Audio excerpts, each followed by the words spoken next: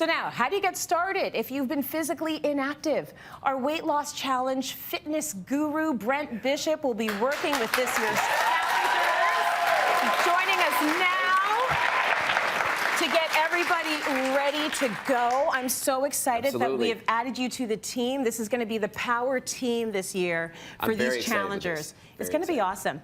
But when it comes to getting started, and you know, you've been sitting on the couch or sitting at a desk at work, you really got to start with the mind, don't you? You got to get your mind right. You know, the things we do and do not do in life are basically rely on your ability to take action. That's right.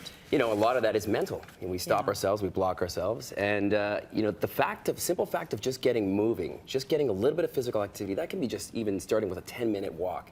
Yes. You know, it changes things. All of a sudden, your mind is focusing on, you know, eating a little better. You're more conscious of your sleep, and all these things start to come around. So I think it's a really key element to start things out.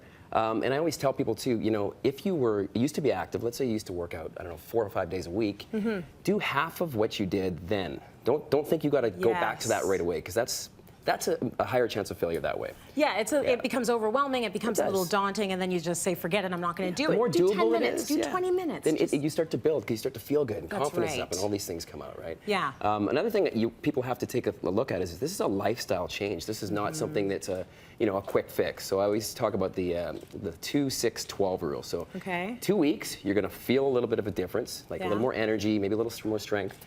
6 weeks, you're going to start to see changes in how your clothes fit and see a difference. And in 12 weeks, that's when other people are going to say, damn, you're losing some weight, you look great. So, you know, take the long-term approach and don't, stick for at least 3 months, and you'll be surprised what kind of momentum that creates. Every time you want to give up, you got to remind yourself why you started to begin with. Absolutely. And it's the baby steps. So, you know, first you take the vacuum off the treadmill, then you dust it a little bit, and then the next day you get on it. Exactly. Right? Exactly. So it's all a process.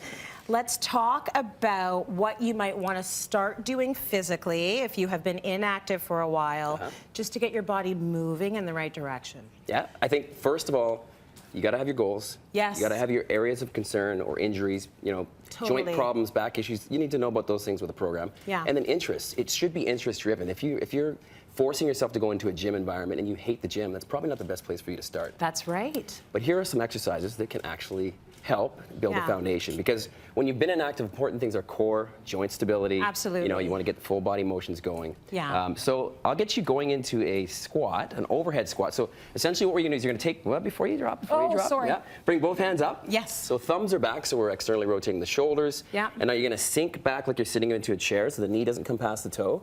Yeah, and based on your mobility, you'll be able to get deeper if you've got pretty good hip mobility. Okay. But here you're working your postural muscles as well to keep those arms up. Yeah. You're working obviously your legs, your core.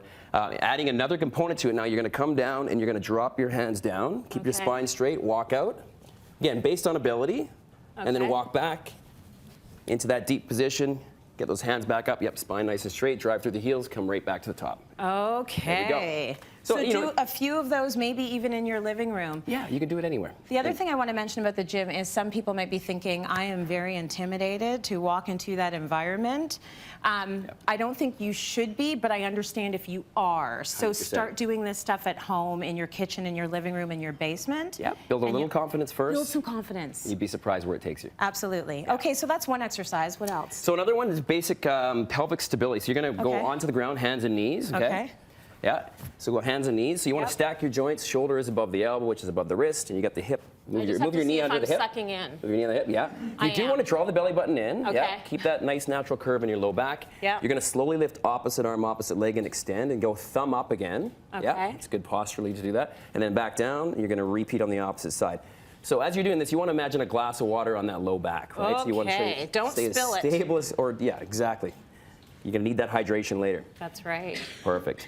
That's great. So here you're working your back muscles, you're working your core, and the glutes a little bit with the leg raise and a little bit of shoulders. So it's important to, just as a basic foundational exercise, to start moving those muscles. Okay. Now to do the reverse side, you're going to go onto your back. Okay. Lying down with both feet up. And again, these are all dependent on if you have back issues, you can modify by bringing the legs down to start. Okay. You're going to bring both hands up as well. Yeah. Draw your belly button to the spine. Okay, Yep. so you're developing that tension, so you don't want to lose the tension. Okay. Opposite leg goes forward, opposite arm goes backwards. As you inhale, exhale as you bring back to the top. Yeah, slow and controlled is good because you're going to have much more control over your core. So this is really good for the core. What else am I working here? Your transverse abdominis, so those deep muscles that help stabilize the entire trunk area. Yeah. That's your main focus here. Okay. And very important for everything. Any type of foundational exercise, the stronger the core, obviously, the less prone to injury and the better strength overall. Now, if I'm at home and I haven't done anything in a long time, how long am I doing these exercises for? So I would say the first one you could do, somewhere between 8 and 10 reps. Okay. And then the second one you would go 10 per side, and this one 10 per side. Yeah. Again, based on ability, you don't want to lose the form. Yeah. And then just go cycle around again in the second round. Do it as a little circuit. Exactly. The point is to get up and start doing something. Trust me, you will be successful.